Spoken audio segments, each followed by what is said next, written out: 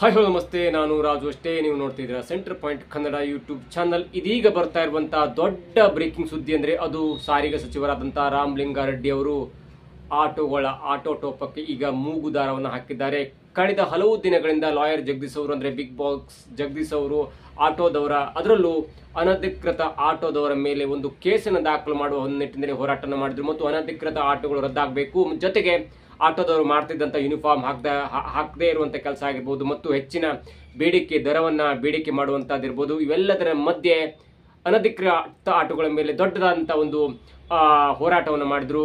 ಕರ್ನಾಟಕದಲ್ಲಿ 1,62,000 ಆಟೋಗಳಿಗೆ ಮಾತ್ರ ಅಧಿಕೃತವಾಗಿ RTO ಪರ್ಮಿಷನ್ ಅನ್ನು ಕೊಟ್ಟಿದ್ದಾರೆ. ಆದರೆ ಅನಧಿಕೃತವಾಗಿ 10 ಲಕ್ಷಕ್ಕಿಂತ ಹೆಚ್ಚು ಆಟೋದವರು ಇಲ್ಲಿ ಆಟೋ ಓಡಾಡಿಸ್ತಾ ಇದ್ದಾರೆ. ಹಾಗಾಗಿ ಟ್ರಾಫಿಕ್ ಜಾಮ್ ಆಗ್ತಿದೆ. ಇವೆಲ್ಲದರ ನಿಟ್ಟಿನಲ್ಲಿ ಸರ್ಕಾರಕ್ಕೆ ಒಂದು ಮನವಿಯನ್ನು ಕೂಡ ಮಾಡಿದ್ರು. ಅನಧಿಕೃತ ಆಟೋದವರ ಮೇಲೆ ಒಂದು ಕ್ರಮ ಕೈಗೊಳ್ಳುವಂತೆ ಹೋರಾಟವನ್ನು ಮಾಡಿದ್ರು.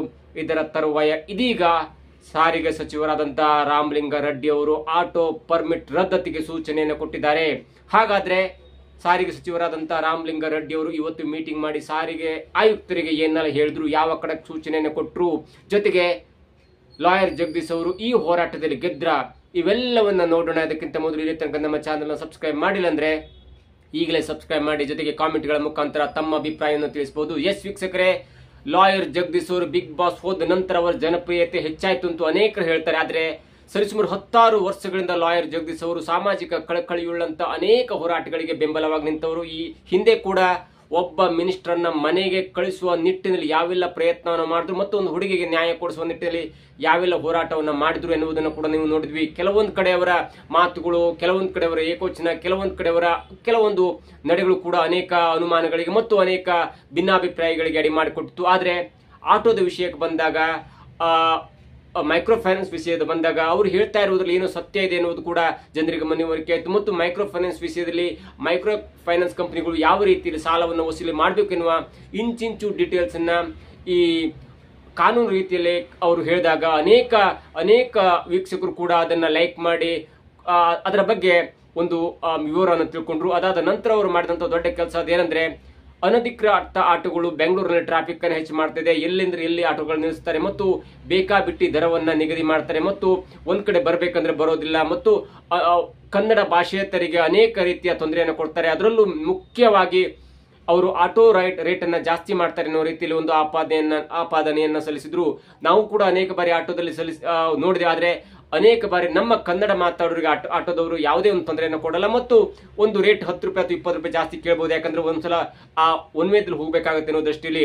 ಆದ್ರೆ ಲಾಯರ್ ಜಗದೀಶ್ ಅವರು ಹೇಳಿದಂತ ಮುಖ್ಯವಾದ ಪಾಯಿಂಟ್ ಅಂದ್ರೆ, ಪರ್ಮಿಷನ್ನೇ ಇರಲ್ಲ, RTOದವರು ಆ ಆಟೋಗೆ ಪರ್ಮಿಟ್ ಅನ್ನೇ ಕೊಟ್ಟಿರಲ್ಲ ಅಂತ ಸುಮಾರು 8 ಲಕ್ಷ ಅನಧಿಕೃತ ಆಟೋಗಳು, ಅಂದ್ರೆ 1,62,000 ಆಟೋಗಳಿಗೆ ಕರ್ನಾಟಕದಲ್ಲಿ, ಅದ್ರ ಬೆಂಗಳೂರಿನಲ್ಲಿ RTOದವರು ಪರ್ಮಿಷನ್ ಕೊಟ್ಟಿದ್ದಾರೆ. ಅದು AR ಇರ್ಬೋದು, ವಿಮೆನ್ ಇರ್ಬೋದು ಮತ್ತು ಕೆಲವೊಂದು ಅಡಿಯಲ್ಲಿ ಕೆಲವೊಂದು ಆಟೋದವರಿಗೆ ಪರ್ಮಿಷನ್ ಕೊಟ್ಟಿದ್ದಾರೆ. ಅಂದ್ರೆ ಸರಿಸುಮಾರು 1,62,000 ಆಟೋಗಳಿಗೆ ಪರ್ಮಿಷನ್ ಕೊಟ್ಟಿದ್ದಾರೆ.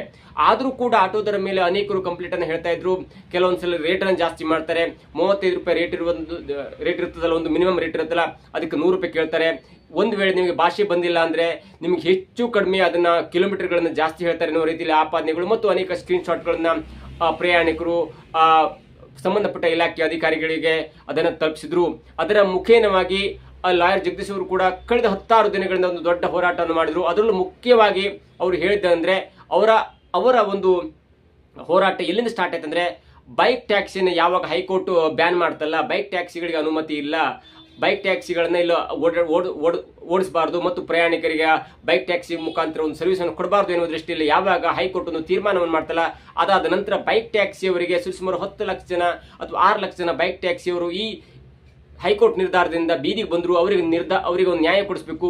ಮತ್ತೆ ಬೈಕ್ ಆಟೋವನ್ನ ದೇಶದ 4-5 ರಾಜ್ಯಗಳಲ್ಲಿ ಅದಕ್ಕೆ ಪರ್ಮಿಷನ್ ಇದೆ. ಹಾಗಾಗಿ ಕರ್ನಾಟಕದಲ್ಲೂ ಬೈಕ್ ಆಟೋ ದವರಿಗೆ ಪರ್ಮಿಷನ್ ಕೊಡಬೇಕು ಮತ್ತು ಪಾರ್ಟ್ ಟೈಮ್ ಕೆಲಸ ಮಾಡುವಂತ ಅಥವಾ ಅದನ್ನೇ ನಂಬಿಕೊಂಡಿರುವಂತ 16 ಲಕ್ಷ ಜನರಿಗೆ ಅದು ಜೀವನವನ್ನು ಕೊಡುತ್ತೆ. ಹಾಗಾಗಿ ಯಾವ ರೀತಿಯಿಂದ ಕೂಡ ಹೈಕೋರ್ಟ್ ಅದನ್ನ ಮರುಪರಿಶೀಲನೆ ಮಾಡಿ ಅವರಿಗೆ ಒಂದು ನ್ಯಾಯವನ್ನು ಒದಗಿಸಬೇಕು. ಜೊತೆಗೆ ಅದರಿಂದ ತೊಂದರೆ ಆಗಬಾರದು ಅನ್ನೋ ದೃಷ್ಟಿಯಲ್ಲಿ ಹೋರಾಟವನ್ನು ಸ್ಟಾರ್ಟ್ ಮಾಡಿ ಆ ಹೋರಾಟ ಮುಂದುವರೆದು ಅನಧಿಕೃತ ಆಟೋಗಳ ಮೇಲೆ ತಿರುಗಿಬಿತ್ತು ಲಾಯರ್ ಜಗದೀಶ್ ಅವರ ಒಂದು ಹೋರಾಟ.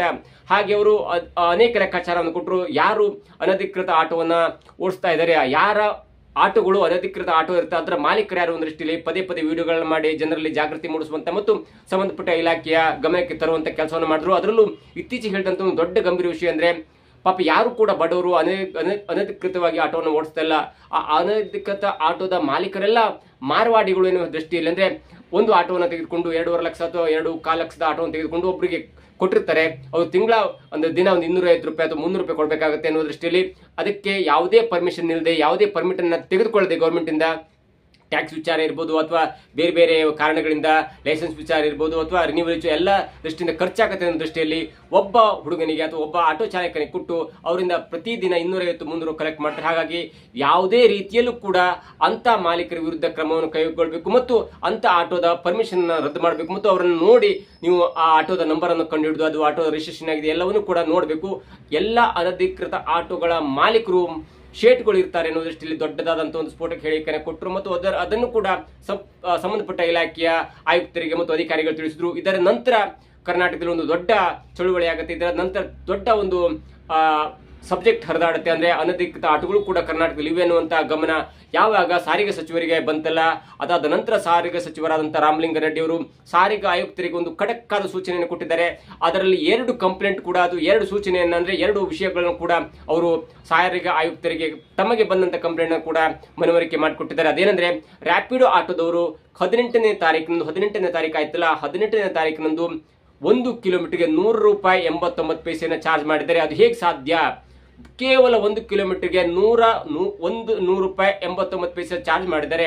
ಜೊತೆಗೆ ಅದೇ ದಿನ ಓಲಾದವರು 4 ಕಿಲೋಮೀಟರ್ಗೆ 184 ರೂಪಾಯಿ ಚಾರ್ಜ್ ಮಾಡಿದ್ದಾರೆ ಅನ್ನುವಂತ ಒಂದು ಸ್ಕ್ರೀನ್ ಶಾಟ್ ಅನ್ನ ತಮಗೆ ಕಂಪ್ಲೇಂಟ್ ಆಗಿ ಬಂದಿತ್ತು.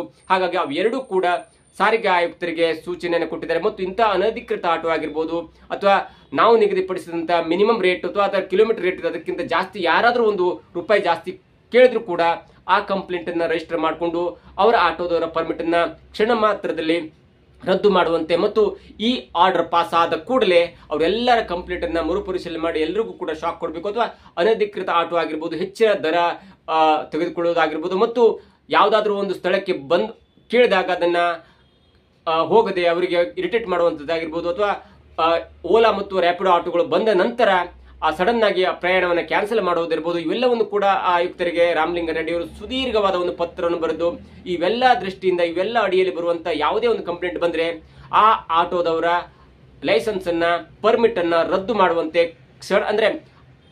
ರದ್ದು ಮಾಡುವಂತೆ ಸಾರಿಗೆ ಸಚಿವರಾದಂತಹ ರಾಮಲಿಂಗಾರೆಡ್ಡಿ ಅವರು ಇದೀಗ ಸುದೀರ್ಘ ಪತ್ರದ ಮುಖಾಂತರ ಸಾರಿಗೆ ಆಯುಕ್ತರಿಗೆ ತಿಳಿಸಿದ್ದಾರೆ. ಈ ಮುಖಾಂತರ ಅಂದ್ರೆ ನಾವು ತುಂಬಾ ಕಡೆ ಆಟೋದರನ್ನ ನೋಡಿದೀವಿ ಅಥವಾ ಆಟೋದರು ತುಂಬಾ ಕಡೆ ಬರ್ತಾರೆ, ಆದ್ರೆ ಒಬ್ಬರು ಮಾತ್ರ ಅದನ್ನ ಫಾಲೋ ಮಾಡ್ತಾರೆ. ಅಥವಾ ಓಲಾ ಆದರೂ ಇರ್ಬೋದು ಅಥವಾ ರ್ಯಾಪಿಡೋ ಇರ್ಬೋದು, ಕೆಲವೊಂದ್ಸಲ ಅದನ್ನ ಅಂದ್ರೆ ತಮ್ಮ ಒನ್ವೇ ಇರುತ್ತೆ, ಬರ್ಲಿಕ್ಕಾಗಲ್ಲ ಅನ್ನೋ ದೃಷ್ಟಿಯಲ್ಲಿ ಅಥವಾ ನಮಗೆ ಪೆಟ್ರೋಲ್ ರೇಟ್ ಜಾಸ್ತಿ ಆಗಿದೆ ಇದೆಲ್ಲೂ ಸಾಕಾಗಲ್ಲ ದೃಷ್ಟಿಯಲ್ಲಿ ಮನವರಿಕೆ ಮಾಡಿಕೊಟ್ಟು ಒಂದು 5 ರೂಪಾಯಿ 10 ರೂಪಾಯಿ ಜಾಸ್ತಿ ತಗೊಳ್ತಾರೆ. ಅದನ್ನ ಬಿಟ್ಟು ಡಬಲ್ ರೇಟ್ ಮಾಡೋದಾಗ್ಲಿ ಅಥವಾ ಪ್ರಯಾಣಿಕರಿಗೆ ಇರಿಟೇಟ್ ಮಾಡುವ ವಿಷಯವಾಗ್ಲಿ ಅಥವಾ ಅವರಿಗೆ ಭಾಷೆ ಬರುವುದಿಲ್ಲ ಒಂದು ದೃಷ್ಟಿಯಲ್ಲಿ ಕೆಟ್ಟ ಅವಾಚ್ಯ ಶಬ್ದಗಳಲ್ಲಿ ಬೈಯೋದಾಗ್ಲಿ ಇವೆಲ್ಲದೂ ಕೂಡ ಅನೇಕರ ಗಮನಕ್ಕೆ ಬಂದಿರುತ್ತೆ. ಇವೆಲ್ಲವನ್ನ ನೋಡಿಕೊಂಡು ಆಟೋದವರು ಕೂಡ ಸ್ವಲ್ಪ ಮಟ್ಟಿನ ಒಂದು ವ್ಯವಹಾರದಲ್ಲಿ ಅಥವಾ ಕೂಲ್ ಆದ ವ್ಯವಹಾರ ಮಾಡಬೇಕಾಗತ್ತೆ. ಆದರೆ ಲಾಯರ್ ಜಗದೀಶ್ ಅವರ ಹೋರಾಟ ಬೇರೆ ಇತ್ತು. ಅದು ಬೈಕ್ ಆಟೋದವರಿಗೆ ನ್ಯಾಯವನ್ನು ಕೊಡಿಸುವ ದೃಷ್ಟಿಯಲ್ಲಿ ಹೋರಾಟ ಮಾಡ್ತಿರ್ತಾರೆ. ಆದರೆ ಅವರ ಸಂಘರ್ಷ ಮತ್ತು ಆಟೋದವರು ಅವ್ರ ಮೇಲೆ ಮುಗಿಬಿದ್ದ ಕಾರಣ ಆ ಸಂಘರ್ಷ ಆಟೋದವರ ಮೇಲ್ ಬರುತ್ತೆ ಮತ್ತು ಆಟೋದವರ ಅನಧಿಕೃತ ಆಟೋದವರ ಲೆಕ್ಕಾಚಾರವನ್ನು ಕೊಟ್ಟು ಇದೀಗ ಆಟೋದವರಿಗೆ ದೊಡ್ಡ ಶಾಕ್ ಆಗಿದೆ. ಇಲ್ಲೇ ತನಕ ಕೆಲವೊಂದ್ಸಲ ಏನಾಗುತ್ತೆ, ಮಳೆ ಬಂದಾಗ ಹೋಲಿಕ್ಕಾಗಲ್ಲ ಅಥವಾ ಬೇರೆ ಬೇರೆ ಕಡೆಯಿಂದ ಹೋಲಿಕ್ಕಾಗಲ್ಲ, ಆ ದೃಷ್ಟಿಯಲ್ಲಿ ಆಟೋದವರು ಕೂಡ ಒಂದು ಜೀವನವನ್ನು ಸಾಗಿಸ್ತಾ ಇದ್ರು. ಆದ್ರೆ ಇದೀಗ ಸಾರಿಗೆ ಸಚಿವರಾದಂತ ರಾಮಲಿಂಗಾರೆಡ್ಡಿ ಅವರು ಆಟೋ ವ್ಯವಹಾರದಲ್ಲಿ ಪಾರದರ್ಶಕತೆ ಇರಬೇಕು ಮತ್ತು ಆಟೋ ಗ್ರಾಹಕರಿಗೆ ಕೂಡ ಅಂದ್ರೆ ಆಟೋ ಪ್ರಯಾಣಿಕರು ಕೂಡ ಯಾವುದೇ ರೀತಿ ಅನ್ಯಾಯವಾಗಬಾರದು ಮತ್ತು ಯಾವುದಾದ್ರು ಅನಧಿಕೃತ ಆಟೋ ಇದ್ರೆ ಆ ಅನಧಿಕೃತ ಆಟೋದ ಪರ್ಮಿಟ್ ಅನ್ನ ಮತ್ತು ಅವರನ್ನ ಓಡಾಡಿಸ್ಲಿಕ್ಕೆ ಬಿಡಬಾರ್ದು ಅಥವಾ ಪ್ರಯಾಣಕ್ಕೆ ಬಿಡಬಾರ್ದು ಅನ್ನೋ ದೃಷ್ಟಿಯಲ್ಲಿ ಈಗ ಖಡಕ್ ಸೂಚನೆ ಕೊಟ್ಟಿದ್ದಾರೆ. ಇವೆಲ್ಲವನ್ನು ನೋಡ್ತಾ ಇದ್ರೆ ಕಳೆದ ಹಲವು ದಿನಗಳಿಂದ ಆಟೋದವರು ಮತ್ತು ಲಾಯರ್ ಜಗದೀಶ್ ಅವರ ಮಧ್ಯೆ ದೊಡ್ಡ ಸಂಘರ್ಷವಾಗಿತ್ತು. ಯಾಕಂದ್ರೆ ಆಟೋದವರು ಕೂಡ ಲಾಯರ್ ಜಗದೀಶ್ ಅವರಿಗೆ ಬೈತಾ ಇದ್ರು, ಲಾಯರ್ ಜಗದೀಶ್ ಅವರು ಕೂಡ ಆಟೋದವರಿಗೆ ನೀವೇನ್ ಬೇಕಾದ್ರೆ ಮಾಡ್ಕೊಳ್ಳಿ ಅನ್ನೋ ದೃಷ್ಟಿಯಲ್ಲಿ ಇಬ್ಬರ ನಡುವೆ ಸಂಘರ್ಷ ನಡೀತಾ ಇತ್ತು. ಆದ್ರೆ ಈಗ ಬರ್ತಾ ಇರುವಂತಹ ಸುದ್ದಿಯ ಪ್ರಕಾರ ರಾಮಲಿಂಗಾರೆಡ್ಡಿ ಅವರು ಕೊಡ್ತಾ ಇರುವಂತಹ ಮಾಹಿತಿ ಅಥವಾ ಸೂಚನೆ ಪ್ರಕಾರ ಒಂದು ಮಟ್ಟಿಗೆ ಲಾಯರ್ ಜಗದೀಶ್ ಅವರು ಆಟೋದವರ ವಿರುದ್ಧ ಗೆದ್ದಿದ್ದಾರೆ ಅಂತ ಹೇಳ್ಬೋದು. ಆದ್ರೆ ಈ ಸಂಘರ್ಷ ಎಲ್ಲಿಗೆ ಹೋಗಿ ನಿಲ್ಲತ್ತೆ ಅನ್ನೋದನ್ನು ಕೂಡ ಕಾದು ನೋಡಬೇಕಾಗಿದೆ. ಒಂದೊಂದು ಸತ್ಯ, ಯಾರೇ ಏನೇ ತಪ್ಪು ಮಾಡಿದ್ರು ಕೂಡ ಅನೇಕ ಪಾಪ ನಾವು ವಯಸ್ಕ ಆಟೋದವರು ಇರ್ತಾರೆ, ಸ್ವಲ್ಪ 60ರಿಂದ 65 ವರ್ಷದ ಆದವರು ಕೂಡ ಆಟೋದವರು ಇರ್ತಾರೆ. ಅವರಿಗೆ ಯಾವುದೇ ಅನ್ಯಾಯ ಆಗ್ಬಾರ್ದು. ಯಾಕಂದ್ರೆ ನೀವು ಯಾವುದೇ ಆಟೋ ಹೊತ್ತು ನೋಡಿ, ಅವರಿಂದ ಯಾವುದೇ ತೊಂದರೆ ಆಗಲ್ಲ. ಅವ್ರು ಹೇಳ್ತಾರೆ ನಮ್ಗೆ ಬರ್ಲಿಕ್ಕೆ ಆಗಲ್ಲ ಅಂತ ಹೇಳ್ತಾರೆ. ಅಪರೂಪಕ್ಕೆ 100ಕ್ಕೆ 1% ಇರ್ಬೋದು, ಒಂದು 10 ರೂಪಾಯಿ ಜಾಸ್ತಿ ಕೊಡಿ ಅಂತ ಹೇಳ್ತಾರೆ ಬಿಟ್ಟು ಯಾವುದೇ ವಯಸ್ಕ ಅಥವಾ ವೃದ್ಧ ಆಟೋ ಚಾಲಕರಿಗೆ ಯಾವುದೇ ರೀತಿ ಅನ್ಯಾಯವಾಗಬಾರ್ದು. ಜೊತೆಗೆ ಅಂತ ವಯಸ್ಸಲ್ಲೂ ಕೂಡ ಆಟೋ ಓಡಿಸ್ತಾರೆ. 70 ವರ್ಷ ಆದರೂ ಕೂಡ ಆಟೋ ಓಡಿಸ್ತಾರೆ. 75, 80 ಒಂದು ಕಾಲ ಇಲ್ದಿದ್ದರೂ ಕೂಡ ಆಟೋ ಓಡಿಸ್ತಾರೆ. ಅಂತವರಿಗೆ ಕೂಡ ಯಾವುದೇ ಅನ್ಯಾಯವಾಗಬಾರ್ದು. ಹಾಗಾಗಿ ಸಾರಿಗೆ ಇಲಾಖೆ ಯಾವ ನಿರ್ಧಾರವನ್ನು ಕೈಗೊಂಡ್ರು ಕೂಡ ವಯಸ್ಕರು 50ರಿಂದ 60, 60ರಿಂದ 70, 80 ಹೀಗೆ ಆ ವಯಸ್ಸಿನ ಆಟೋ ಚಾಲಕರಿಗೆ ಯಾವುದೇ ತೊಂದರೆ ಆಗಬಾರ್ದು ಎನ್ನುವುದು ಕೂಡ ನಮ್ಮ ಕಳಕಳಿ ವಿನಂತಿ ಆಗುತ್ತೆ. ಯಾಕಂದ್ರೆ ಅಂತ ವಯಸ್ಸಲ್ಲೂ ಕೂಡ ತಾನು ದುಡಿಯಬೇಕು, ಯಾವುದೇ ಕೆಟ್ಟ ಕೆಲಸ ಮಾಡಬಾರ್ದು ಎನ್ನುವ ದೃಷ್ಟಿಯಲ್ಲಿ ಆಟೋ ಓಡಿಸ್ಕೊಂಡು ತಮ್ಮ ಕೊನೆಯ ಗಳಿಗೆಯಲ್ಲೂ ಕೂಡ ದುಡಿದು ತಿನ್ನುವಂತ ಒಂದು ಪ್ರವೃತ್ತಿ ಇದೆಯಲ್ಲ, ಅದು ಕೂಡ ಆಟೋ ಚಾಲಕರಿಗೆ ಅಥವಾ ಆ ವ್ಯಕ್ತಿಗಳಿಗೆ ಸಲ್ಲಬೇಕಾದ ಗೌರವ ಆಗುತ್ತೆ. ಅಂತ ವ್ಯಕ್ತಿಗಳಿಗೆ ಏನಾದರೂ ತೊಂದರೆ ಆದ್ರೆ ಅಥವಾ ಯಾರಾದ್ರೂ ಕೂಡ ಅಂತವರಿಗೆ ಆಟೋ ಕೊಟ್ಟು ಅನಧಿಕೃತ ಆಟೋವನ್ನು ನಡೆಸ್ತಿದ್ರೆ ಅಂತ ವ್ಯಕ್ತಿಗಳಿಗೆ ಸ್ವಲ್ಪ ರಿಯಾಯಿತಿಯನ್ನು ಕೊಟ್ಟು ಬೇರೆ ಆಟೋವನ್ನು ಕೊಡಿಸುವ ರೀತಿಯಲ್ಲಿ ಕೂಡ ಸ್ವಲ್ಪ ಸರ್ಕಾರ ಒಂದು ನಿಯಮವನ್ನು ಕೈಗೊಂಡು ಅವರಿಗೆ ನ್ಯಾಯ ಕೊಡಿಸುವ ದೃಷ್ಟಿಯಲ್ಲಿ ಏನಾದರೂ ಕ್ರಮ ಕೈಗೊಂಡ್ರೆ ಸರ್ಕಾರ ಸೂಚಿಸಿದಂತ, ಸರ್ಕಾರ ಹೊರಡಿಸಿದಂತ ಒಂದು ಸೂಚನೆಗೆ ದೊಡ್ಡ ಗೌರವ ಬರುತ್ತೆ ಎನ್ನುವುದು ನಮ್ಮ ಕಳಕಳಿಯ ಮನವಿಯಾಗಿದೆ. ಇದಾಗಿತ್ತು ಇವತ್ತಿನ ವಿಶೇಷ. ನೋಡ್ತಾ ಇರಿ centre point Kannada YouTube channel.